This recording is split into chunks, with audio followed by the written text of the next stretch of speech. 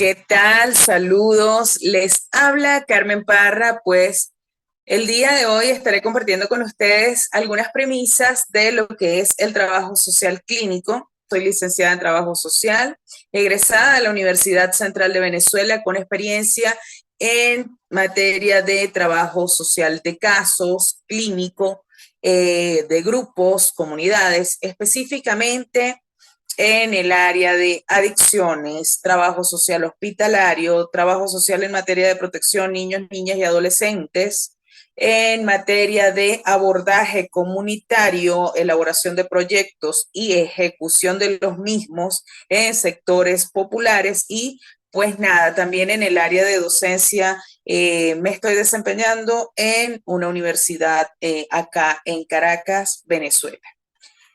Voy a iniciar describiendo la importancia del trabajo social clínico, no sin antes, pues, pausar la cámara e iniciar el compartir la pantalla para que ustedes puedan ver la presentación.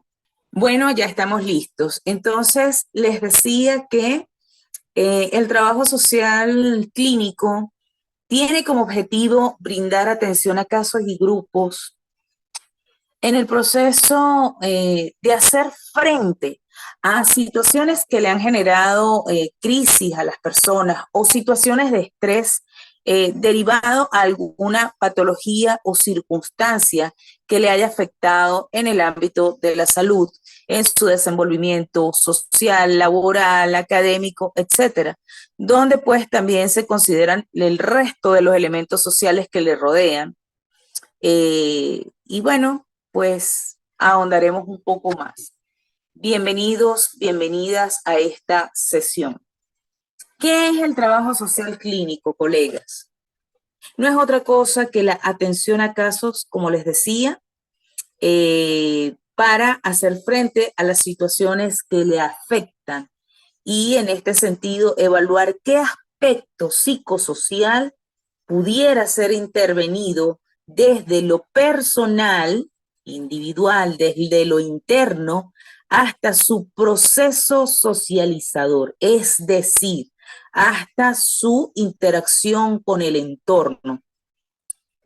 Eh, Entendiendo, pues, como hemos estado viendo en nuestra formación académica y en los cursos que hagamos y en las especializaciones o maestrías que desarrollemos, doctorados, lo que nosotros vayamos estudiando que tenga que ver con nuestro ejercicio profesional, el ser humano, lo sabemos, es un ser relación, es un ser que no está aislado, que siempre está en constante interacción con su entorno y pues para la intervención del trabajo social clínico, pues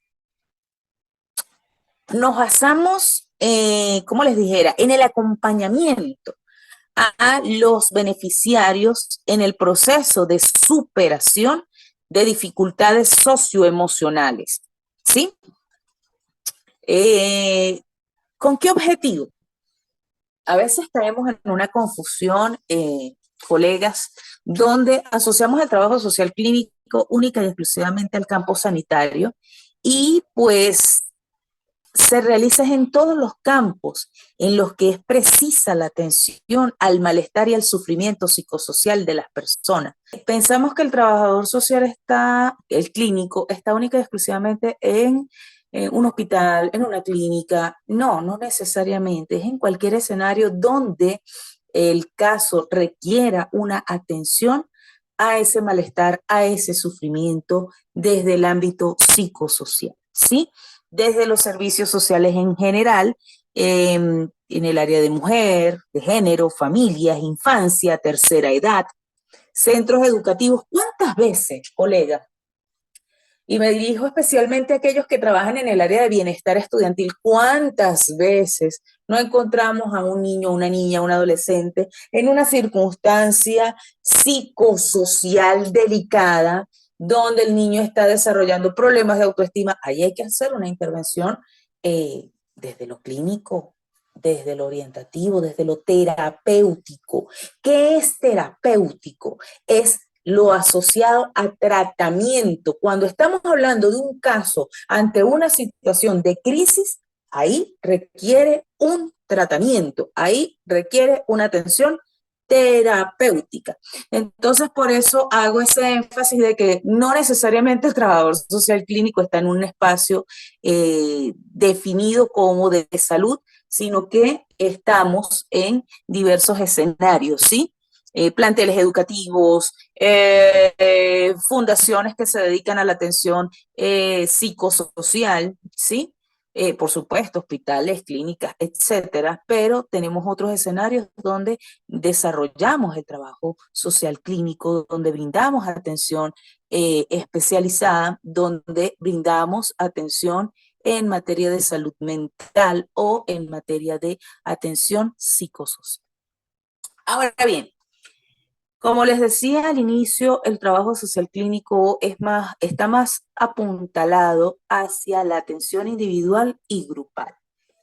¿Qué hacemos en lo individual? Bueno, hacemos una exploración de la realidad del paciente, del caso, del cliente, del usuario, del beneficiario, como le queremos llamar. Estamos explorando la realidad de la persona que estamos atendiendo. ¿Mediante qué? Mediante una evaluación social donde exploramos las áreas psicosociológica, legal, médico-social, sociofamiliar, socioeconómica, todas las áreas en las que se encuentra el individuo en atención. ¿Para qué? Para que mediante esa exploración podamos tener una impresión diagnóstica, de acuerdo, por supuesto, a las situaciones encontradas. ¿Cómo elaborar el diagnóstico, colegas? Ustedes lo saben. Identificando necesidades, situaciones, problemas en la persona que estamos atendiendo, identificando puntos de interés, pero también identificando, colegas, oportunidades de mejora. Mary Richmond decía, hay que identificar las necesidades, pero también hay que identificar los recursos. Y eso se mantiene a la actualidad. Para yo diagnosticar, yo tengo que identificar factores causales que causaron la situación, problema que está presentando el caso en atención. Situaciones que han determinado y que condicionan esa situación. ¿Y cuáles son los factores de riesgo que empeoran esa situación? Eso es un diagnóstico, o en eso consiste el diagnóstico, pero también para tener el diagnóstico, dice Ezequiel Anderé, hay que tener un pronóstico de la situación. ¿Qué espero yo más adelante? Me apoyo mucho con la medicina. Cuando te hacen un diagnóstico, tú vas a una consulta médica y te hacen el diagnóstico, te brindan un tratamiento, por supuesto, pero también te dan un pronóstico.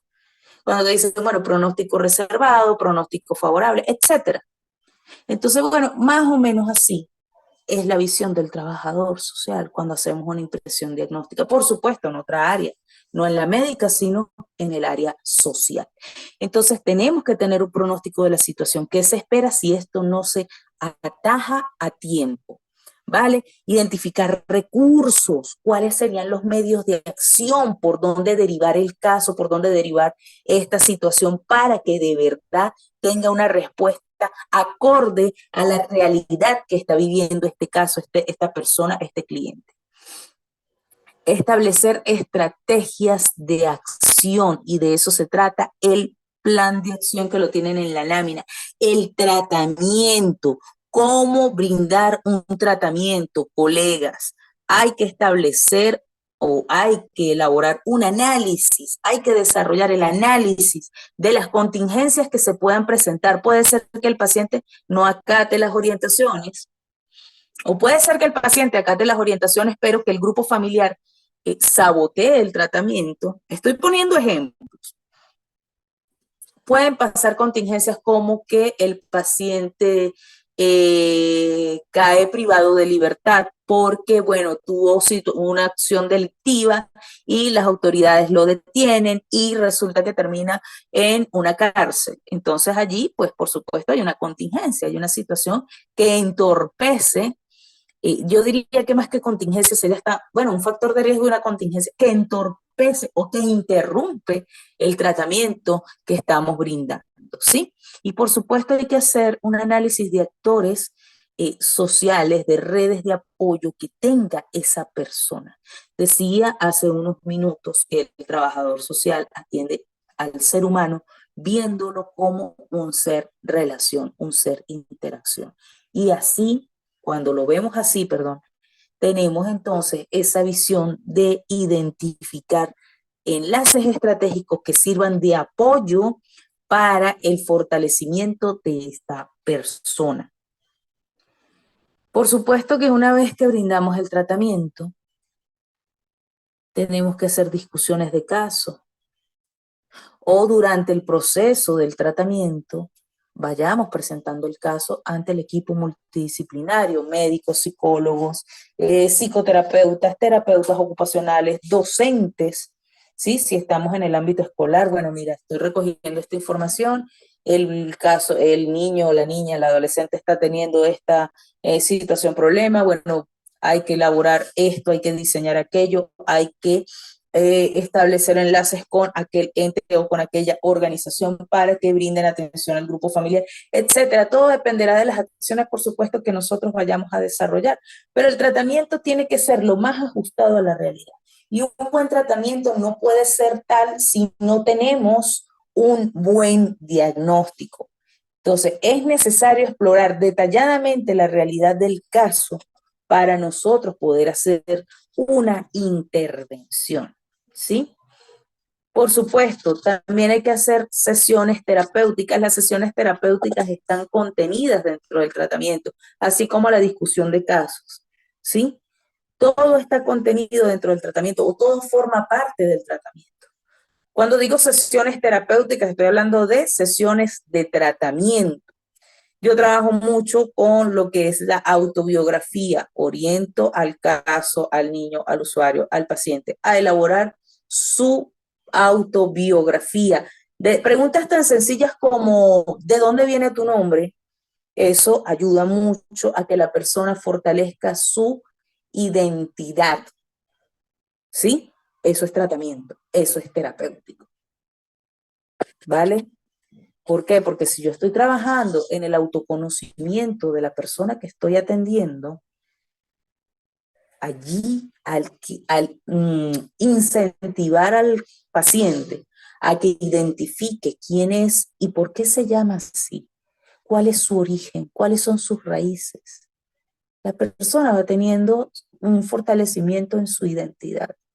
Aunque su pasado no sea favorable, pero algo positivo tal vez pueda encontrar. Y si no es así, pues simplemente que eso sea el motivo para modificar su realidad, para buscar alternativas, para mejorar su situación. Entonces, cuando nos vamos a la autobiografía, también encontramos insumos suficientes para acompañar en el proceso de la construcción de su proyecto de vida. Cuando una persona empieza a construir su proyecto de vida, colegas, díganme si ustedes si eso no lo ven como algo terapéutico. Cuando la persona empieza a establecerse metas a corto plazo y empiezan a ver el resultado, metas a mediano plazo y empiezan a trabajar en función de ese objetivo y metas a largo plazo, estas personas se van sintiendo motivadas y por supuesto van estableciendo una dinámica diferente, una dinámica donde la realidad puede ser distinta a la que está teniendo en este momento que está acudiendo usted a terapia. Entonces, importante que nosotros acompañemos, orientemos a nuestros casos en atención, a nuestros pacientes y, por supuesto, estemos enfocados en hacer una adecuada orientación y consejería. Nosotros no podemos, eso sí es importante, orientar o acompañar si no tenemos nosotros una adecuada internalización de lo que es la empatía, de lo que es el respeto, de lo que es la ética profesional.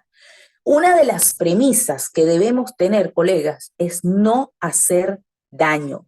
Ya el paciente llega con un daño, que nosotros pues no hagamos daño cuando les brindamos la atención. Ya eso lo voy a discutir o lo voy a presentar un poco más adelante, pero nuestro tratamiento también debe estar orientado a la penúltima viñeta que tenemos en la lámina, la inclusión social. Miren, muchas veces he visto profesionales, no solamente de trabajo social, sino de otras áreas, que llega el paciente con el familiar, entonces saluda es al familiar, no saluda al paciente, sobre todo cuando es niño, niña o adolescente, ¿no? Caemos en el adultocentrismo y eso no ayuda. Eso no ayuda porque si tú quieres fortalecer tu intervención o hacer, mejor dicho, una adecuada intervención, tú tienes que incluir al caso en atención, incluir al paciente o a la paciente. Ah, que es una persona con discapacidad, tú no sabes lengua de señas, ah, pues tienes que aprender. Ah, no, no lo sabes. Pero en ese momento te llegó y bueno, ajá, ¿qué vas a hacer? Bueno, tú pides un intérprete, pero cuando el intérprete te haga la interpretación, valga la redundancia, tú tienes que ver al caso, tú tienes que ver al paciente para que el paciente se sienta tomado en cuenta, tomada en cuenta. Ojo con eso. Sin, por supuesto, caer en estas cosas de la lástima, porque nosotros no estamos para tenerle lástima a ningún paciente. Nosotros estamos para orientar, para acompañar, ¿sí? Entonces, por supuesto, una vez que hacemos toda esta intervención, nosotros tenemos que hacer una evaluación de lo realizado, de nuestra intervención, ¿sí? ¿Cómo lo estoy haciendo? Pero yo no digo que esta evaluación sea al final del proceso, ¿sí? Yo diría que esta evaluación tiene que ser durante el proceso y al finalizar el proceso. ¿Por qué? Porque el paciente está allí, tú tienes que mejorar, tú tienes que actualizarte en diversos temas en función de que puedas brindar una adecuada atención al paciente. Miren, lo digo porque en una ocasión tuve un paciente que eh, era, ay, ¿cómo le dicen a los muchachos que usan dreadlocks? Era un nazareno, creo que es que le dicen a los muchachos. Ya se me olvidó, imagínense usted, hace unos cuantos años. Y este muchacho, sí, creo que es nazareno. Este muchacho tenía un estilo de vida y su líder era Bob Marley. Y yo, ajá, pero ¿por qué tú? Y consumía una sustancia, una droga, en honor a Bob Marley. Y entonces yo le decía, mira, pero ¿tú crees que al consumir esa sustancia, tú de verdad le rindes tributo? ¿Tú no crees que debería ir más orientado hacia lo que tal vez dicen sus canciones? Y me tuve que poner yo a escuchar, claro, a lo interno para poder comprender un poco el punto de vista de este joven. Y me puse a estudiar este movimiento social y pues realmente descubrí que no el líder de este movimiento no fue Bob Marley, sino que Bob Marley tenía gran capacidad de influir en las personas, porque por supuesto tenía una música bastante interesante, muy buena, que movía masas. Entonces, claro, el muchacho asocia el consumo de esa droga a todo lo que tenía que ver con el movimiento. Entonces empecé como que a ir trabajando con él paso a paso, por supuesto. Algunas cosas, ir desmontando otras tantas, apoyándolo en este proceso también de autobiografía. Identifícate tú, tú tienes una personalidad propia, desarrollala, no copias tu personalidad de una persona que tuvo, sí, por supuesto, una historia interesante, pero es la historia de él, no es la historia tuya, entonces trabaja tú en función de tu historia. Y bueno, allí fue que fui orientando el tratamiento. Por eso digo que tenemos que estar evaluando constantemente nuestra intervención en función, por supuesto, de la realidad de cada caso que estamos atendiendo. Yo no digo que se pongan a explorar cada creencia, cada cosa, pero como trabajadores sociales, pues tenemos que estar o manejar toda la información posible en cuanto al contexto social en el que nos encontramos. Nosotros estas generaciones de estos tiempos en el trabajo social estamos viviendo en una constante de retos. No sé si ustedes se han detenido a ver todo lo que hemos estado viviendo, yo estoy casi segura que sí. Una pandemia que nos obligó a enlazarnos siempre con las tecnologías de la información y la comunicación, donde nos obligó incluso a realizar entrevistas hasta a distancia, cuando hace unos años, pues para nosotros eso era imposible o era muy difícil. Pues ahora pues nos tocó ajustarnos a esa realidad debido a esa pandemia, y pues ahora nos ha tocado fortalecernos muchísimo más, aprender a manejar herramientas digitales que de repente no manejábamos, o aprender a manejar otras estrategias que están aplicándose en la actualidad. Estamos viendo países en guerra, estamos viendo ya bastantes movilizaciones, migraciones, estamos viendo situaciones, problemas, pero de toda índole. Entonces, pues estamos en una sociedad actualmente de muchísimos retos, y estamos en una situación donde el trabajo social clínico tiene mayor preponderancia, donde tiene mayor necesidad al momento de atender los casos. Entonces, quédense con esto que está en la lámina, internalicémoslo y apliquémoslo. Por supuesto, como les digo, la exploración de la realidad del paciente no es que sea el paso uno, sí, empezamos por allí, pero es que siempre tenemos que estar explorando su realidad. O sea, esto no es una receta de que primero haces esto, luego haces lo otro y luego haces lo otro. No, tú estás explorando, empiezas explorando, tienes un diagnóstico, vas tratando, pero durante ese tratamiento el diagnóstico va cambiando. Eso es como cuando vas al médico, y vuelvo al ejemplo. El médico te indica un tratamiento y después te dice, tienes que venir dentro de 6 meses para ver cómo vas evolucionando. Y muy probablemente el diagnóstico cambie, o muy probablemente ese diagnóstico, aunque no cambie, pues tiene un pronóstico mucho más favorable que el anterior. Entonces, les digo pues que en el trabajo social clínico nosotros tenemos que estar en una constante de explorar, en una constante de actualizar diagnóstico, y en una constante de seguir discutiendo, en una constante de fortalecer las sesiones terapéuticas, en una constante de inclusión social, y por supuesto en una constante evaluación de nuestra intervención. Por supuesto, todo eso lo tenemos que registrar en la historia clínica, los datos relevantes. En una historia clínica no van detalles donde se pueda ver comprometida la integridad del paciente.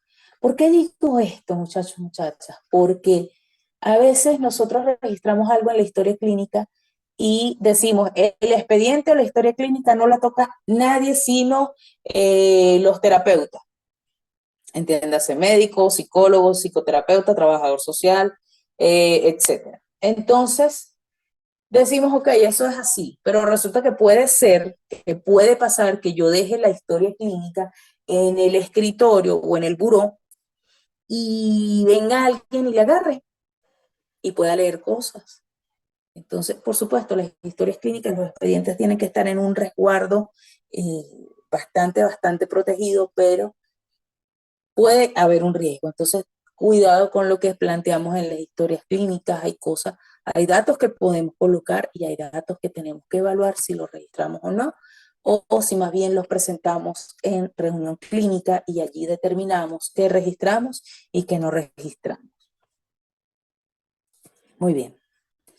Cuando hacemos nuestra intervención,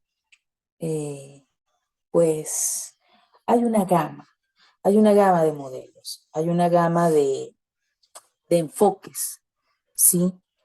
Y como lo dice la lámina, ¿qué es un modelo, colegas? Un modelo describe lo que el trabajador social hace, la manera en que recoge los datos, la manera en la que elabora una hipótesis, la manera en la que elige los objetivos, la manera en la que desarrolla estrategias y técnicas que convierten los problemas, que convienen, perdón, a los problemas encontrados.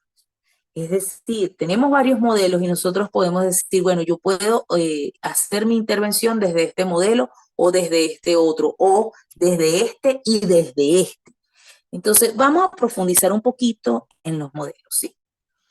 Vámonos con el modelo de diagnóstico o el modelo psicosocial. Este fue el primer modelo, colegas, de trabajo social de casos, ¿sí? Y se caracteriza por dos elementos principales. El primero, que tiene en cuenta el aspecto psicológico y social que comporta cada caso, es decir, la persona en situación.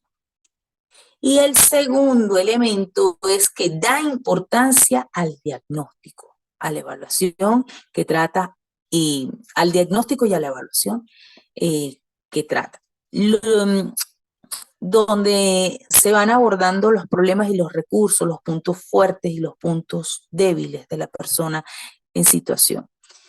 Y este modelo pues se deriva o se vale, mejor dicho, de las teorías de sistemas, ya sea para la recogida de datos con la formulación del diagnóstico, como dice Matilde Durranquet,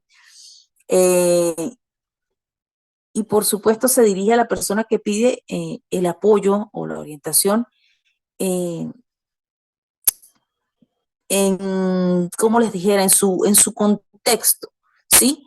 Se enfoca en la,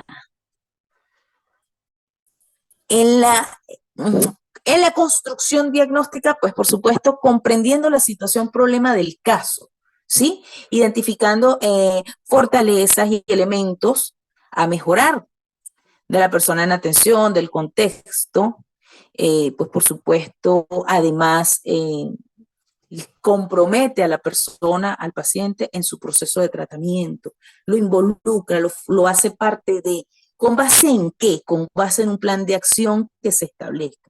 Y para ello es necesario comprender y profundizar la realidad de cada caso. Por eso les decía la importancia de hacer un diagnóstico lo más ajustado a la realidad, ¿sí? Por supuesto, la persona se ve comprometida en su proceso transformador, estableciendo además una estructura de trabajo entre el trabajador social y la persona, donde se recojan todas las impresiones del sujeto, pero también del sistema en el que se encuentran esas dificultades, ¿sí? Si la persona tiene deseo de mejorar la situación y la disposición de hacerlo. Eso implica además entonces una actualización constante del diagnóstico en la medida en que vayan viéndose los resultados de la intervención. Para eso es necesario, colegas, tener muy claros los objetivos y el plan de acción a desarrollar con cada caso en atención. Debemos hacer un diagnóstico completo. Debemos identificar los elementos que se estancan o que estancan el desarrollo personal y psicosocial de la persona. ¿Qué está generando? ¿Qué está afectando la situación? ¿Qué no permite que esa persona avance? Eso hay que trabajarlo con el paciente. Nosotros no podemos tener o identificar algo si no involucramos al paciente. Y esto, por supuesto, se aplica en este modelo. Vámonos con el modelo funcional, ¿sí? Este modelo se enfoca, colegas, en el accionar con base en una necesidad puntual que tenga el caso. Es algo puntual, clarificando que las posibilidades de atención y de respuesta, los lineamientos que existan para obtener beneficios o respuestas favorables al paciente o a la realidad del paciente. Y las expectativas que se tengan, por supuesto, desde el mismísimo Departamento de Trabajo Social. Entonces, se fraccionan los objetivos, donde el trabajador social realiza una intervención enfocada en objetivos iniciales, en objetivos intermedios y en objetivos finales, ¿sí? Nuestra razón de ser, colegas, en este modelo es acompañar al caso o al sujeto de atención en la definición de los objetivos reales, ¿sí? Y en la necesidad del servicio. ¿Por qué el paciente acude? Entonces, identificando qué recursos utilizar, qué le funciona y en qué se le puede brindar el apoyo, de acuerdo con las necesidades necesidades, por supuesto, que vaya presentando. Y también de acuerdo a lo que realmente ofrece la institución. Por ejemplo, estoy en una ONG donde puedo brindar atención, pero una intervención breve. Cuando digo intervención breve, máximo 5 sesiones. Ah, mira, llegó bueno, es más, les diría que hasta máximo 3 sesiones. ¿Qué puedes hacer? Bueno, este modelo aplica porque es muy puntual. ¿Qué puedo hacer en función de lo que ofrezco como trabajador social y en función de lo que ofrece la institución, pero respondiendo a la necesidad de ese caso en atención? ¿Qué me funciona para esta situación puntual? ¿Sí? Vámonos con el modelo centrado en la resolución de problemas. Este modelo se enfoca en la concepción de una existencia que se desenvuelve por fases y por problemas y que se apoyan las fuerzas utilizadas y desarrolladas durante una crisis para resolver la siguiente. A ver, me explico mejor. El paciente tiene una crisis actualmente de ansiedad porque tuvo o está pasando por un duelo. Ajá. Pero resulta que porque se le murió, vamos a suponer, se le murió el papá. Pero resulta que hacía unos años se le murió una tía muy cercana, muy querida, y esa crisis la fue superando. Entonces, ajá, bueno, vamos a identificar, ¿verdad? Con base en esa situación, problema que tuviste hace unos cuantos años, ¿qué cosas te sirvieron para soportar o para fortalecerte o para ir superando esa situación de crisis? Entonces, bueno, es identificar qué te ha funcionado, o qué, sí, cómo fuiste dando respuesta tú mismo a ese problema que te pudiera servir en la actualidad. Por supuesto, tú no se lo vas a decir así, tú se lo vas a decir paulatinamente, paso a paso, pero lo que se quiere con este modelo es que la persona se apropie de las herramientas adquiridas o construidas durante su proceso, pero también durante la intervención que vayamos realizando para afrontar una crisis actual donde se pretende pues delimitar la atención de la respuesta, o la respuesta, mejor dicho, ante esta situación problema. Cómo fuiste superando, o por supuesto, no le vamos a decir así, pero sí le podemos decir, fíjate, cuando tuviste esta situación, tú fuiste superando esto. Por supuesto, tú no le vas a decir, ay, ahorita vas a ser feliz, porque no es verdad.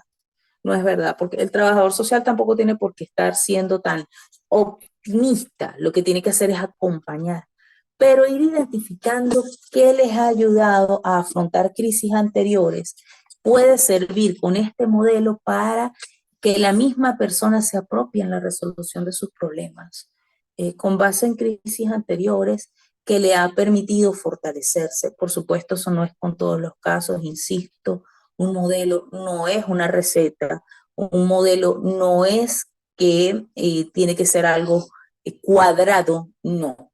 Un modelo es una guía, un modelo viene de una teoría, un modelo es una mini teoría que te permite a ti accionar en función de lo que realmente le sirva al paciente, dependiendo de la realidad que esté presentando, dependiendo del lugar donde tú estés desempeñándote como trabajador social, pero también acompañándolo con muchísima prudencia, con muchísima ética profesional, por supuesto, en este proceso. Vámonos con el modelo de modificación de conductas.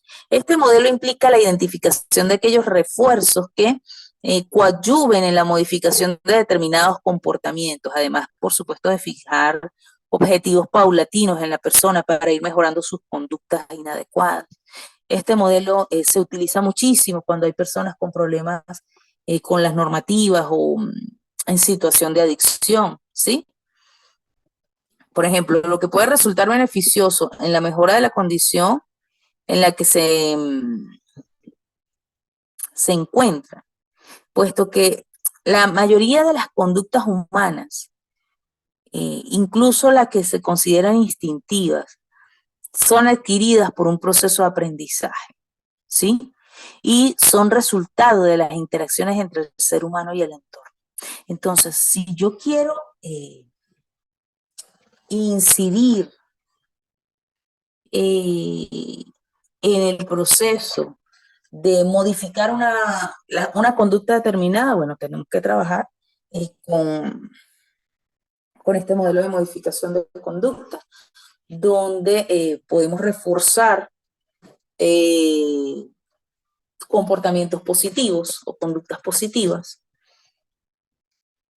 y podemos señalar las que no son tan positivas para que la persona pues vaya teniendo una identificación de lo que no está bien, aunque ya lo sepa, pero que se sepa también que nosotros no vamos a reforzar una conducta inadecuada, ¿sí? Por ejemplo, mira, tú estás acá en un centro de rehabilitación, bueno, tú tienes que tener o cumplir con ciertas normativas. Entonces, mira, cuando cumples esas normativas, qué bueno, vas evolucionando, vas avanzando de fase de tratamiento, eso se te puede celebrar con una felicitación, eso se te puede celebrar con un reconocimiento a tu esfuerzo. Cuando hacemos los reconocimientos a los esfuerzos, estamos fortaleciendo conductas positivas. Cuando, por el contrario, demostramos que no estamos de acuerdo con conductas inadecuadas, pues estamos poniendo límites y así la persona puede ser que se abstenga de hacer o ejecutar unas conductas inadecuadas. Vámonos con el modelo centrado en la tarea. Este modelo consiste en la asignación de actividades puntuales al caso, en corto plazo, por supuesto, y de acuerdo con los objetivos que nosotros hayamos establecido en el proceso de atención. ¿Cuáles son mis objetivos terapéuticos? Y esa es otra de las premisas del trabajo social clínico. Tenemos que tener claros nuestros objetivos terapéuticos con los casos en atención. Y cuando aplicamos el modelo centrado en la tarea, esas tareas puntuales que indicamos a nuestros pacientes, pues tienen que estar de acuerdo a los objetivos que nosotros hayamos establecido en el proceso de atención. Por supuesto, cuando asignamos tareas, estamos delegando responsabilidades al sujeto en atención. Y esto con el fin de que de fortalecer su capacidad de respuesta ante las situaciones que se le han presentado o que se le va a presentar, ¿sí? Vamos con el modelo familiar. El modelo familiar se basa en una intervención tanto al sujeto como a su grupo familiar, por supuesto, partiendo de diversos modelos de abordaje, en los cuales debemos trabajar diversas aristas como la exploración sociofamiliar del caso en atención, identificar vínculos intrafamiliares. Allí facilito, aplicamos el genograma familiar y con el genograma familiar, miren, yo siento, de verdad, de corazón se los digo, colegas, el genograma familiar es la radiografía de la dinámica familiar del paciente. Entonces, yo de verdad aplico mucho el genograma familiar. Creo que no les dije en la presentación que también soy, bueno, he estado, sí, se los dije, tengo experiencia en el área de trabajo social hospitalario y me funciona muchísimo, muchísimo la elaboración del genograma, donde allí me permite identificar la calidad de los vínculos, donde me permite identificar enfermedades congénitas o hereditarias, donde me permite identificar si las personas han pasado por duelo. Bueno, el genograma de verdad que es una maravilla. Entonces, cuando yo quiero aplicar el modelo familiar, necesariamente aplico el genograma para poder visualizar varias cosas. Entonces, cuando nosotros exploramos el área sociofamiliar y las demás áreas que implican una integración en el abordaje y que responda, por supuesto, a los requerimientos del sujeto, pues entonces estoy reconociendo que la familia es un sistema abierto en constante interacción, ¿sí? Entonces, cuando yo exploro ese sistema en el que se desenvuelve el paciente, allí yo estoy viendo por qué el paciente está viviendo la situación que está viviendo o está teniendo el comportamiento que está teniendo. Entonces, con base en este modelo familiar, yo debo hacer una intervención no solamente al caso, sino también a su grupo familiar. Tal vez no con el mismo énfasis, pero sí hay que hacer una atención, unas orientaciones, hay que hacer unas entrevistas, por supuesto, y hay que hacer algunas sesiones terapéuticas con la familia. De eso se trata el modelo familiar, abordar al caso y abordar a su grupo familiar. Todo esto también tiene relación con el modelo sistémico. ¿El sistema qué es? ¿Qué es el sistema? Un conjunto de unidades que se relacionan de manera recíproca. Y por supuesto, viene de la teoría general de sistemas. El sistema está conformado ¿por qué? Por subsistemas que a su vez están conformados por microsistemas. ¿Qué es el sistema? Bueno, vamos a ponerlo así. El sistema viene siendo la sociedad. ¿Qué son los subsistemas? Aquellos grupos donde me voy desenvolviendo. Trabajo, escuela, familia, iglesia, no sé, todos los espacios donde haga vida. ¿Y qué es el microsistema? Pues el ser humano que interactúa con otros seres humanos, ¿sí? En el modelo sistémico es importante considerar que el ser humano está contenido en estos subsistemas y que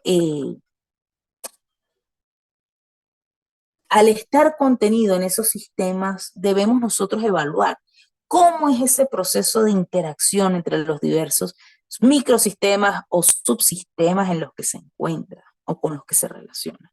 ¿Cuál es su objetivo y cuáles son sus objetivos en cada subsistema y en el sistema mismo? Eh, Cuando una persona va a una iglesia, te dice, mira, yo voy a una iglesia. Bueno, entonces tú empiezas tu proceso terapéutico. ¿Y por qué tú vas a esa iglesia? Bueno, porque allí me siento bien, me tratan bien. O, entonces tú dices, ok, te están tratando bien, cuéntame qué haces. Bueno, yo lo que hago es que le llevo café a los hermanos de la iglesia, yo hago esto, yo cocino, yo soy el que barro, yo soy el que esto. Pero me prohíben tener pareja por esto y esto y esto, pero me prohíben hacer esto. Entonces, allí hay una serie de cosas que nosotros tenemos que explorar. ¿Será una iglesia realmente? ¿Será una secta? ¿Qué será? Por supuesto, tú no le vas a decir al paciente, mira, tú estás en una secta. No. ¿Por qué? Porque eso no es ético. Usted tiene que ir trabajando con el paciente en función de que el mismo paciente identifique su realidad. ¿Sí? A veces tú puedes decir, mira, por ejemplo, está en un grupo familiar donde la situación es bastante conflictiva. Tú no le puedes decir al paciente, mira, pero es que tú te tienes que ir de ahí. No, o sea, a menos que sea una situación de violencia extrema y ahí sí está en riesgo su vida, y mira, y la persona de verdad se quiera ir, pero tú no puedes obligar a alguien a salirse de algo en lo que se está refugiando.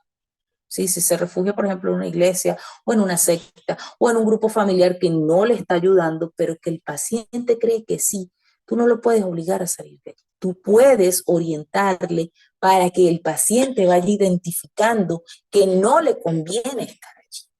Y entonces tú le puedes hacer preguntas como que, bueno, ¿cuáles son tus objetivos personales? ¿Qué es lo que quieres alcanzar tú en tu vida? Y allí la persona va identificando cosas. ¿Qué quisieras hacer? ¿Qué otras cosas ves? ¿Qué talentos tienes? Esas son las cosas que nosotros tenemos que hacer. Y de eso se trata el trabajo social clínico, meternos de verdad a profundidad en el proceso socializador del individuo, meternos de verdad en cómo mejorar su realidad, pero involucrando al paciente en ese proceso. Nosotros no podemos orientar sin que el paciente también sea partícipe de la resolución de su situación. ¿Sí? Espero estarme explicando con todo esto que estoy hablando.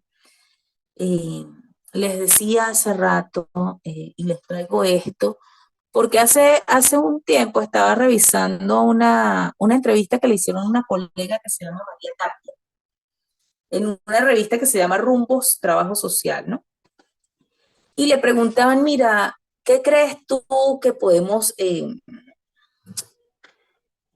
hacer? Algo así le preguntaban a la colega. Ella tiene un doctorado. en trabajo social, una especialización. Es una persona que ha estudiado muchísimo y el área de trabajo social clínico. Y esta colega, María Tapia, dice que, o hace unas afirmaciones bastante necesarias para nuestra actuación profesional, ¿no? Tener en cuenta las habilidades de conexión. ¿Cómo conectarse?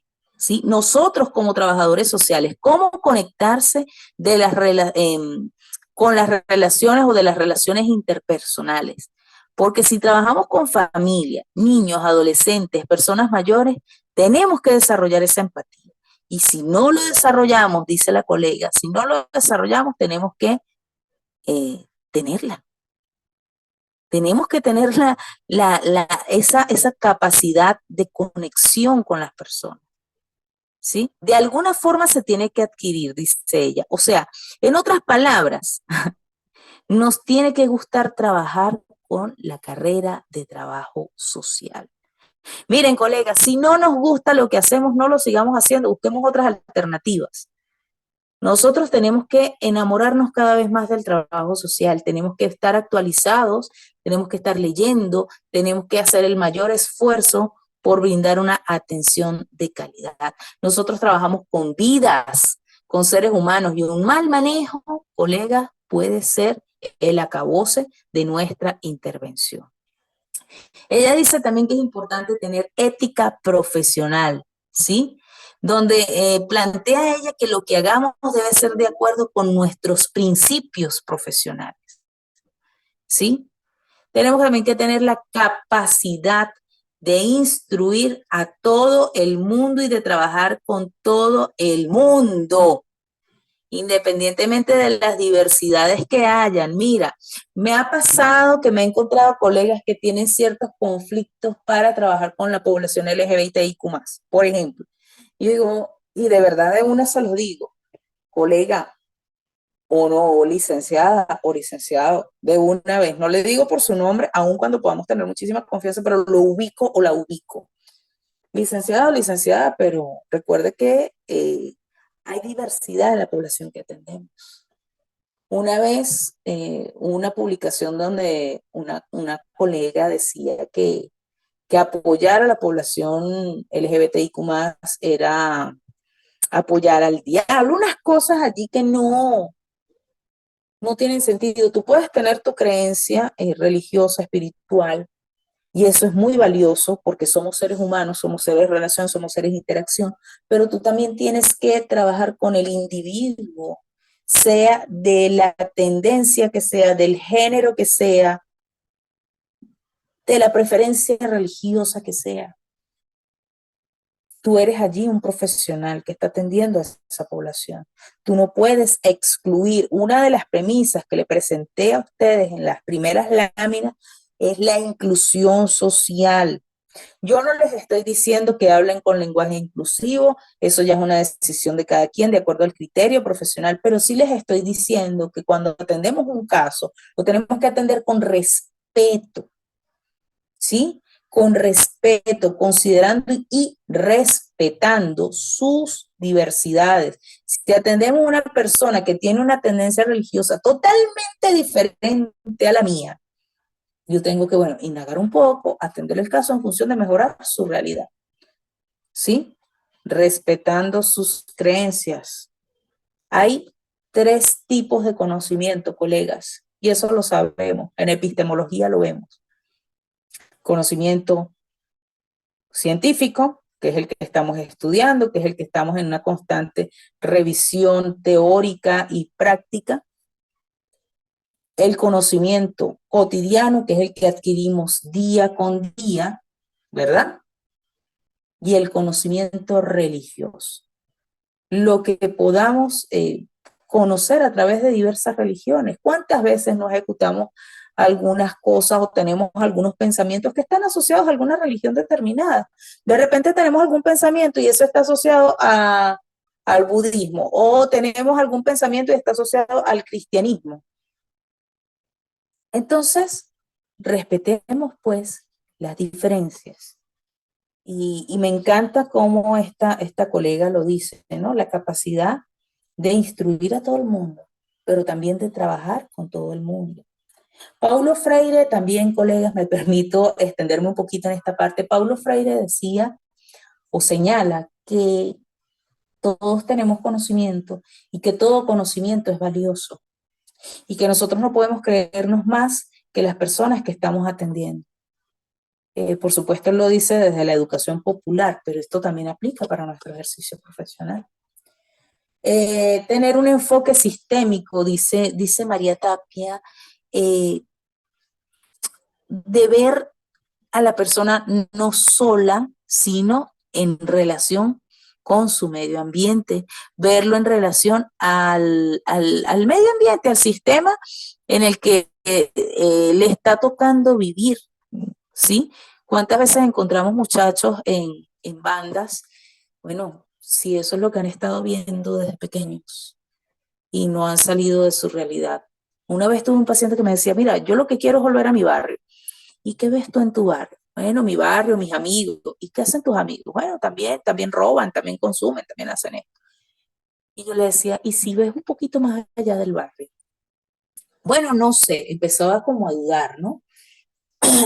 Y ese es nuestro trabajo, mostrarles que de repente hay otras realidades, pero no obligarles, no decirles, te tienes que salir de ese barrio. No, porque cuando eso pasa hasta con nosotros mismos, tú le dices a alguien, mira, no hagas eso, y más rápido va y lo hace. Entonces, por ahí como que no es la cosa es acompañar, orientar al paciente a que busque alternativas o también, ¿por qué no?, mostrarle otras alternativas. No podemos cambiar, dice María Tapia, se los puse tal cual como ya lo manifiesta en esa entrevista. No podemos cambiar muchas veces el contexto, pero sí podemos empoderar al individuo a tener control de lo que hace en el contexto. Esa frase me encantó, colegas, y por eso se las estoy colocando en esta lámina. Les decía hace rato, colegas, que nosotros tenemos que estar preparados para no hacer daño, para no revictimizar a nuestros sujetos de atención. Muchas veces, por ejemplo, llega una paciente que ha sido sobreviviente o que está siendo sobreviviente de violencia basada en género, cuya pareja la está maltratando, pero también el hijo mayor la está agrediendo, pero también la suegra la está agrediendo. Entonces es una persona que está en una constante de maltrato y llega a tu consultorio y tú la tratas de una manera inadecuada. Allí la estás revictimizando, ¿sí? Y la idea no es esa, la idea es brindarle la atención oportuna, pero lo más pronto posible porque está ante una situación de crisis donde su vida está en riesgo. Entonces no podemos revictimizar a la persona que ya está sufriendo, ¿sí? Y es indispensable entonces internalizar estas habilidades para la vida. Cada vez que puedo hablar a un grupo de personas, presento estas habilidades. ¿Por qué? Porque tenemos que internalizarlas. Nosotros tenemos que internalizar las habilidades emocionales, las sociales, las cognitivas. Las emocionales, ¿cuáles son? Caramba, desarrollar empatía. Sí, ya lo sabemos. ¿Qué es la empatía? Miren, bueno, comprender la situación de la otra persona, ponerme en su lugar, pero por supuesto no vivir su dolor o su situación de crisis. Eso es importante, poner límites, ¿sí? No es que tú vas a atender un caso hoy y bueno, porque la persona está sufriendo mucho, tú vas a entonces a agarrar el sufrimiento de esa persona. No, estás viviendo o estás viendo esa realidad, pero también estás buscando alternativas para dar respuesta, para acompañar y para orientar, no para sufrir allí. Uno como profesional tiene que ser empático, pero, ojo, no, no internalizar la crisis que está viviendo el paciente. El manejo de emociones y sentimientos, donde por supuesto no vamos a impedir lo que podamos estar sintiendo, no, pero sí debemos buscar formas de canalizar estas emociones. Tú puedes estar muy triste, pero el paciente no tiene la culpa de tu tristeza, ¿sí? O tú puedes estar muy contento, muy contenta, pero resulta que el paciente está pasando por un duelo y tú no puedes llegar feliz de la vida a la entrevista, ¿no? Tú tienes que manejar adecuadamente tus emociones. Tú estás atendiendo un caso y si el caso te está generando indignación, Usted se tiene que aguantar esas emociones y escuchar al caso. No sentir lástima o no exteriorizar lástima por un paciente. Bueno, primero que no debes sentirla, pero segundo no debes exteriorizar tus emociones porque tú estás allí, insisto, para acompañar, para orientar, ¿sí? Al paciente en atención. El manejo de tensiones y estrés, bueno, la persona, vuelvo a lo mismo, no tiene la culpa, no tiene responsabilidad sobre lo que nos está pasando, ¿sí? Que llegaste tarde porque de repente en la vía había tranca, había una cola, no sé cómo lo denominan en sus países, pero digamos, había mucho tráfico y se te hizo tarde y llegaste estresada, estresado al consultorio y el paciente te está esperando, entonces tú le pegas 3 gritos, o llegaste, bueno, súper estresado y llegas allí, eh, bueno, que no puedes ni siquiera hablar del estrés que puedas estar teniendo. Bueno, ya va, tómate tu tiempo, tómate unos 5 minutos, ve al baño, refréscate, saluda, sé cortés, ve, refréscate, toma agua y atiendes a tu paciente. Pero tú no puedes exteriorizar ni estrés ni las emociones que pudieras estar sintiendo. El paciente no está para atenderte a ti, tú estás para atender al paciente. Ojo con eso. Cuando nosotros trabajamos las habilidades sociales, estamos hablando de aquellas habilidades que trabajan el desenvolvimiento comunicacional y el desenvolvimiento con el entorno, ¿sí? Para eso es importante desarrollar, colegas, la comunicación asertiva, ¿sí? El equilibrio, pues, entre la comunicación pasiva y la comunicación agresiva, donde lo ideal es que nosotros expresemos nuestras opiniones sin afectar a los demás, pero con firmeza, con determinación. Al atender nuestros casos, colegas, es importante ser asertivos, ser asertivas, ¿sí? Internalizar también que debemos discernir qué tipo de relaciones convienen o no, cómo mantenerlas además, ¿sí? Eso tiene que ver con las relaciones interpersonales. Y esto, ¿por qué digo que nosotros lo debemos aplicar nosotros mismos? Porque para yo poder aconsejar, orientar o tratar a un paciente, yo debo aplicar estas herramientas en mi vida. Yo no estoy diciendo que seamos perfectos porque nadie es perfecto en la vida, pero que hagamos un esfuerzo por tener un desenvolvimiento social de la mejor manera posible. El manejo de problemas y conflictos, eso tenemos que también trabajarlo, desarrollarlo, fortalecerlo. ¿Sí? Si nosotros no sabemos manejar nuestras situaciones de conflicto, ¿cómo vamos a orientar a nuestros pacientes? Debemos tener en práctica o poner en práctica estrategias de negociación, de manejo de la ira, de tolerancia a la frustración, ¿sí? ¿Para qué? Para que podamos trabajar cuando estemos con nuestros casos. A veces hacemos entrevistas grupales y puede ser que una persona se altere y usted tiene que tener aquí el control de la situación y manejarla. No el control, tiene que tener un adecuado manejo de las situaciones, del conflicto, ¿sí? Entonces, ojo con eso.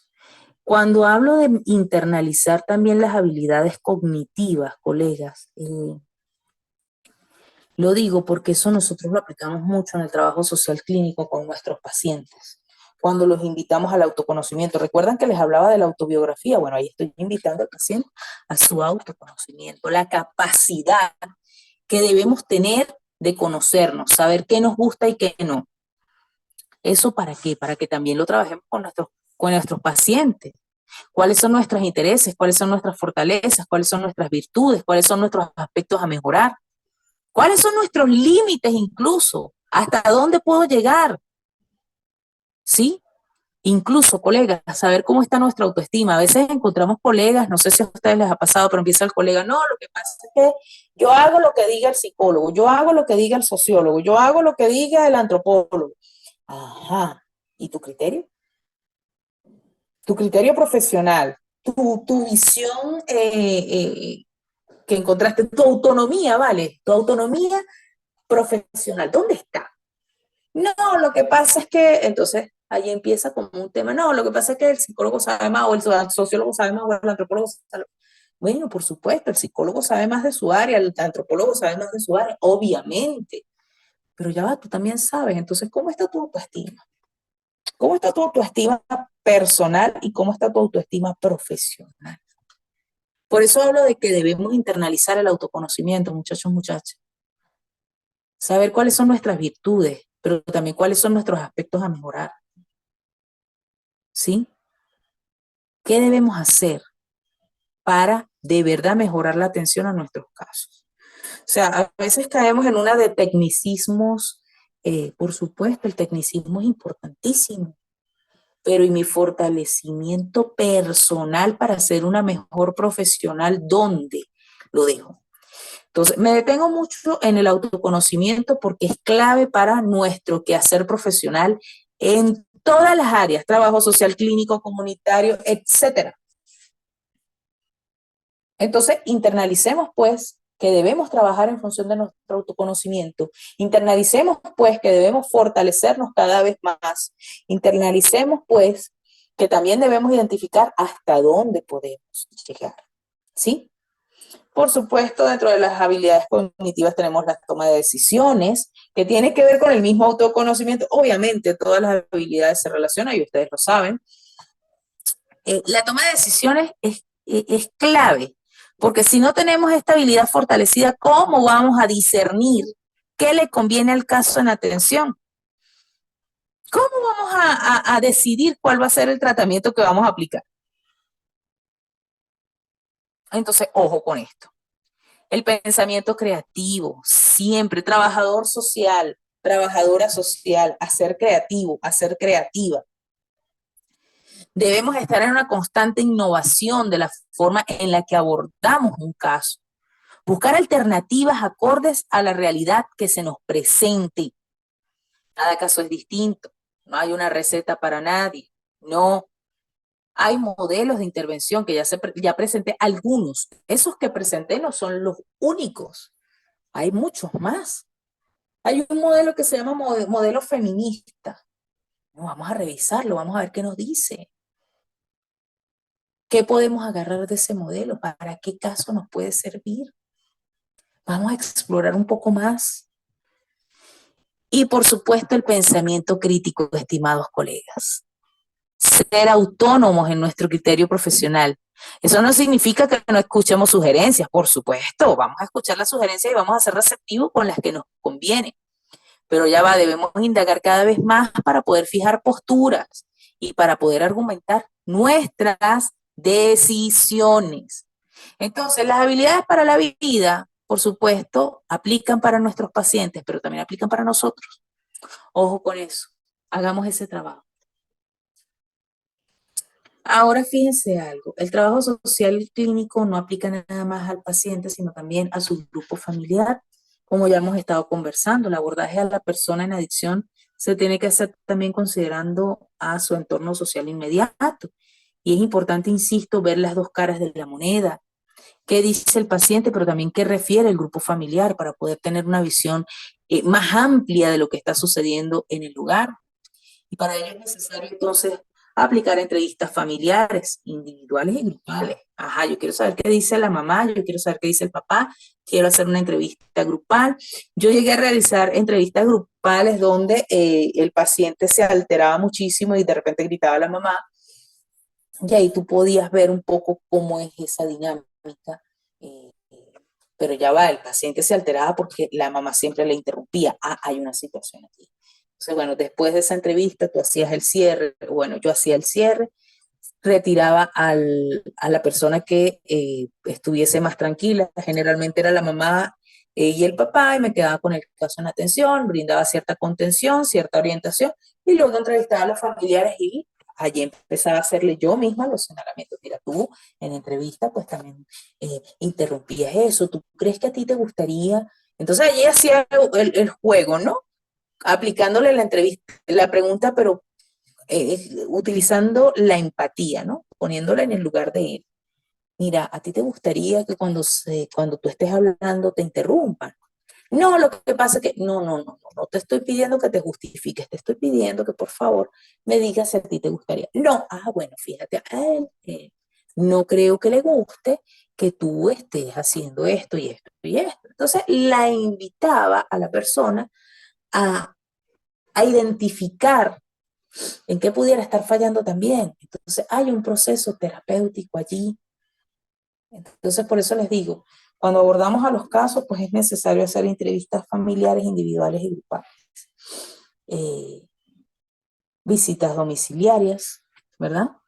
No a todos los casos, por supuesto, los que nosotros consideremos, pero con la finalidad de explorar el espacio físico-ambiental del grupo familiar, la dinámica sociofamiliar, cómo se desarrolla durante la visita. A veces me pasaba que llegaba y resulta que la que estaba era nada más la mamá, el papá se había ido, la mamá estaba afuera tomando cerveza con unos amigos.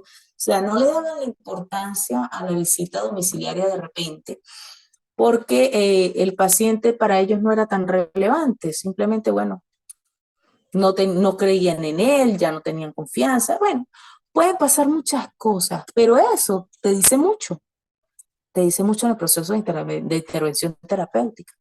Entonces, fíjense cómo detalles que vamos recogiendo nos van diciendo cosas, ¿sí? Y esto nos permite complementar que el diagnóstico. ¿Para qué? Para brindar el tratamiento lo más ajustado a la realidad de ese caso, de ese grupo, de ese paciente. También en también en grupos de familia, trabajar las socioterapias familiares y las socioterapias multifamiliares. Consiste en realizar, por supuesto, actividades grupales. La socioterapia familiar, nada más con el grupo familiar del caso en atención, sin el caso en atención. Y la multifamiliar, donde hay varias familias con el paciente allí y se hacen actividades de fortalecimiento de vínculos, ¿sí? Se trabajan de repente temas como el proceso comunicacional, el proceso socializador, manejo de conflictos en el hogar, temas que de verdad permitan que la familia se fortalezca. ¿Sí? Para eso es la socioterapia familiar y para eso es la socioterapia multifamiliar. Pero además de eso, fíjense que en la socioterapia multifamiliar pasa algo interesante, ¿no? Que a veces algunas familias refieren a algunas estrategias que les han funcionado y de repente, o sea, las dejan en el aire, por supuesto, para que quien las desee aplicar en casa, pues las apliquen. A ver. Y entonces se genera una construcción bien interesante de herramientas en conjunto que pudieran servir para mejorar la realidad de esos grupos familiares. Otra de las cosas que se trabaja en el trabajo social clínico es la confrontación familiar. Por supuesto, eso consiste en hacer señalamientos a la familia, como el ejemplo que les ponía ahorita. Bueno, cuando hago una entrevista familiar y veo una mamá que está en una constante interrupción al paciente, ahí yo empiezo a confrontar a la mamá con muchísimo respeto. Estoy diciendo confrontar, no estoy diciendo regañar, ni estoy diciendo gritar, diciendo confrontar, señalar a la familia mostrando los manejos inadecuados que pudiesen tener, esto de la manera más asertiva y prudente posible, ¿sí? Nosotros estamos para acompañar, no para regañar. Parte del tratamiento es mostrar lo que se pudiera mejorar en el círculo familiar para poder brindar un adecuado tratamiento al paciente, donde la familia adquiera también herramientas y pueda mejorar su situación. ¿Sí? Vamos a poner un ejemplo. Una madre que está acostumbrada a menospreciar a su hijo, porque bueno, está en conductas inadecuadas y bueno, dice de repente, no, te dice a ti en entrevista, no, es que yo lo quiero mucho, pero cuando está el paciente no se lo manifiesta, le habla feo, le grita. Entonces allí tú puedes orientar a esa mamá y decirle, mira, ¿tú crees que si lo gritas, él va a entender que tú lo quieres? No, pero es que estoy molesta. Claro, yo entiendo que estés molesta, pero eh, validarle también su malestar es importante, pero orientarla es necesario. Entonces, consideremos pues que la confrontación no es un regaño y que se hace en el mayor clima de respeto posible. Importante, por supuesto, en este abordaje, en esta intervención, considerar los roles, ¿sí? ¿Cuál es el lugar que ocupa cada uno de los miembros del grupo familiar? ¿Sí? ¿Qué es el rol? Bueno, la función socialmente atribuida a un estatus, ¿sí? Entonces, a veces puede pasar que tenemos una adolescente estresada, molesta, que siempre está rechazando a la mamá. Estoy poniendo un ejemplo. Y resulta que cuando va a entrevista contigo, esta adolescente te dice, mira, es que yo estoy cuidando a mis hermanitos mientras mi mamá está trabajando. Y yo ya estoy cansada porque mi hermanito de 5 años me quita el control del televisor y resulta que va y me bota o me raya mis libros, se pone a dibujar en mis cuadernos donde yo tengo mis apuntes del liceo y pues me molesta, estoy furiosa, bla, bla, bla. Estamos hablando de una adolescente que está estresada, estamos hablando de una adolescente que está en su proceso de adolescencia, en esa etapa de dejar la niñez y pasar a la adultez, pero también en esa etapa o en ese rol, ejerciendo un rol que no le corresponde, que es el de madre. Ah, porque es la hermana mayor, tiene que hacerle la comida al hermanito, tiene que cuidar al hermanito todo el día porque la mamá está trabajando. Entonces tenemos una adolescente que está bastante estresada, que está bastante molesta y con justa razón. Pero también tenemos una mamá que está trabajando porque el dinero no le alcanza para mantener a sus hijos y tiene que trabajar tiempo completo. Entonces hay una situación allí, una dinámica bastante interesante, pero estamos viendo que la niña ya no está cumpliendo el rol de hija, sino ni siquiera de hermana mayor, sino el rol de madre y una hija que está en plena adolescencia. Entonces, fíjense cómo a veces hay incoherencia entre los roles. De repente vemos a una abuela que está al cargo de sus nietos porque sus hijos se fueron del país. Y disculpen, y esa abuela, en vez de ejercer el rol de abuela, está ejerciendo el rol de madre. Entonces, fíjense cómo hay incoherencia en la ejecución de los roles de ese grupo familiar. Y en esa intervención o en nuestra intervención profesional clínica tenemos que explorar toda esa dinámica. Tenemos que evaluar, por supuesto, la condición socioeconómica, sociolaboral, si los miembros del grupo familiar están incorporados al sector productivo, si hay muchos que están desempleados. ¿Por qué? Nada más hoy tuve un caso, fíjense. Hoy tuve un caso de una señora que tiene 47 años de edad y su hija es la que está trabajando. Y su hija tiene una discapacidad motora y es la única que trabaja. Y yo le preguntaba a esta señora, le decía, mira, fulana, ¿por qué tú no estás trabajando?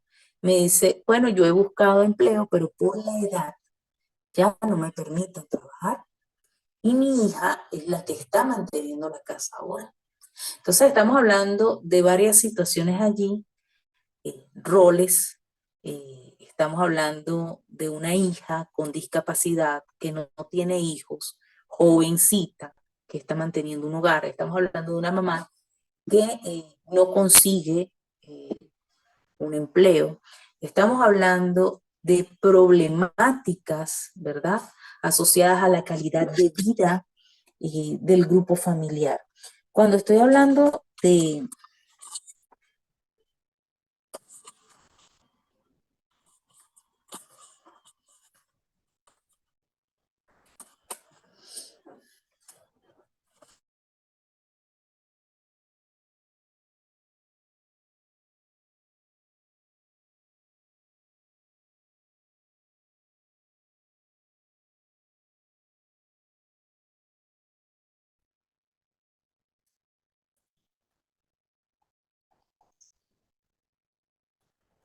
cuando hablamos de problemas o problemáticas, mejor dicho, asociadas a la calidad de vida, pues estamos hablando de la carencia de recursos, como el ejemplo que les ponía. Hay carencia de recursos en ese grupo familiar donde esta dama pues no consigue empleo. Hay problemas asociados a la calidad de vida donde hay una joven con una discapacidad, ¿sí? y es la única que está manteniendo a ese grupo familiar. Entonces, pero también en los grupos familiares que abordemos, hay problemas asociados a la trama vincular familiar, es decir, conflictos de repente entre parejas, conflictos en los grupos familiares, madres que no le hablan a sus hijos, hijos que no les hablan a sus madres, a sus padres o a algún hermano. Tiene que ver con los vínculos intrafamiliares donde hay problemáticas. Entonces, las problemáticas están asociadas a eso, a calidad de vida, a la trama vincular familiar, a problemas de identidad. Supongamos que tenemos a una familia compuesta o ensamblada donde papá tiene un hijo, donde mamá de una relación anterior, donde mamá tiene una hija o un hijo de una relación anterior también. Entonces estamos hablando de una familia que se está ensamblando, una familia que está siendo compuesta, pero estamos hablando de niños y niñas que no se identifican con estas personas que están incorporándose a ese grupo familiar. Ahí hay un problema de identidad. Problemas de identidad también cuando el niño, niña o adolescente, por ejemplo, no tiene una ciudadanía, ¿sí? No está en el registro civil, en el registro de su país, no tiene una partida de nacimiento. Entonces ahí hay problemas de identidad, entendiendo a este tipo de identidad como un derecho que tienen los niños, las niñas y los adolescentes, ¿no? Entonces, hay problemas de identidad, hay situaciones límites como por ejemplo este caso que se me presentó hoy. Eso es una situación límite. Estamos hablando de una persona con discapacidad que está manteniendo un grupo familiar cuyo ingreso es limitado, bastante reducido, y estamos al borde de una situación límite donde esta familia pudiera caer, algún miembro de esta familia, en alguna condición de desnutrición, en alguna condición de una enfermedad crónica grave, o pudiéramos tener también una situación donde pudieran hasta perder sus viviendas, porque también me decía la señora que su vivienda tiene bastantes filtraciones. Entonces estamos hablando de una situación que está al límite de algo más fuerte, ¿sí? Eso es una problemática. Entonces también podemos tener situaciones de alto riesgo social donde podemos encontrar jóvenes con conflictos con la ley que estén en acciones vandálicas. Entonces están poniendo en riesgo a la sociedad. ¿Sí? ¿Por qué? Porque están robando, de repente pudieran asesinar a alguien, pudieran estar realizando secuestros. Entonces estamos hablando de situaciones de altísimo riesgo social. Podemos encontrar privación de derechos, ¿sí? Violencia y agresión sexual. Todo eso que estoy mencionando tiene que ver con las problemáticas por las que atraviesan los grupos familiares que nosotros generalmente atendemos. Tenemos que explorar o tener en cuenta cuando hacemos estas entrevistas y estas visitas y este diagnóstico y las terapias y las confrontaciones, todas estas situaciones que están remarcadas en el cuadrito amarillo, los roles, la condición socioeconómica, la sociolaboral, las problemáticas que ya les expliqué, la convivencia, que no es otra cosa que el proceso de interacción en el hogar, basado en qué, en normas que están allí. La norma es algo que tú tienes en el hogar. Mira, por ejemplo, aquí a esta casa se llega a las 10 de la noche. Mira, por ejemplo, estamos aquí y cada quien tiene un día para lavar los platos. Por ejemplo, son normas que se establecen en el hogar. Puede pasar que hayan, puede ser que no haya. Entonces eso tiene que ver con la convivencia familiar. Hay normas. No hay normas en el hogar. ¿Qué está pasando allí? Hay valores, hay un sistema de valores, hay algún, digamos, un sistema así de valores, una estructura de normas donde el grupo familiar se desarrolla, considerando, por supuesto, el modelaje de los padres o las figuras representativas en casa, ¿sí? Miren, para que haya una sana convivencia en el hogar es importante establecer normas y límites que permitan que haya un ambiente armónico, así como la sociedad, colega. ¿Existen normas para qué? ¿O existen leyes para qué? Para que la sociedad esté en armonía. Cuando no se cumplen las normas, entran las autoridades, ¿verdad? Para hacerlas cumplir. Las leyes, perdón. Entonces, bueno, como profesionales de las ciencias sociales, nosotros debemos evaluar, colegas, cómo se desarrolla este proceso en los hogares, ¿sí? Cómo es la convivencia familiar. Y por supuesto también tenemos que tener en cuenta cuando hagamos estas intervenciones los patrones de comunicación, ¿sí? Y de esto habla es Virginia Satir, que me encanta. Ella es trabajadora social, terapeuta familiar. Y ella nos da una visión de lo que se nos puede estar presentando en algún círculo familiar que presente conflictos, ¿sí? O en las características individuales de las personas que estamos abordando. Por ejemplo, tenemos algunos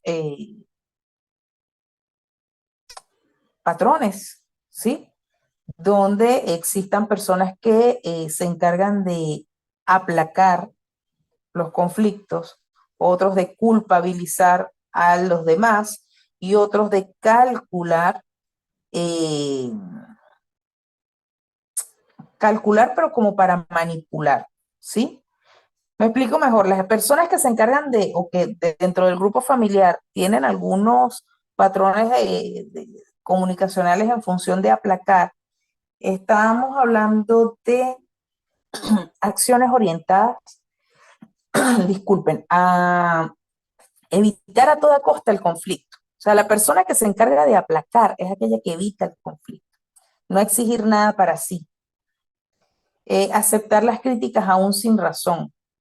Todo esto con la finalidad de que la otra persona no se moleste, incluso aceptando realizar actividades aunque no lo desee, ¿sí? Es una persona más bien sumisa. Aquella persona que se encarga de culpar. Estoy hablando de patrones conflictivos, claro está. Personas que, como el ejemplo de la madre que siempre interrumpía al hijo, entonces siempre se justifica, no, pero es que él es un grosero. Ya va, tú estás siendo grosera al interrumpir. Por supuesto, tú no le vas a hablar así, pero importante que veamos cómo allí hay un patrón de culpar con la finalidad de no aceptar responsabilidades de lo que se dice. Eh, Toman más bien actitudes, las personas toman más bien actitudes autoritarias y de reproche para establecerse como una persona imponente. Y eso pasa mucho. Y tenemos personas que adoptan el patrón de calcular, es decir, identificar y adoptar términos y posturas que hacen parecer a la persona como alguien más razonable o razonable en extremo, pretendiendo aparentar mayor conocimiento intelectual y controlando también los gestos. Pero eso se utiliza también como para establecer cierto poder, ¿sí?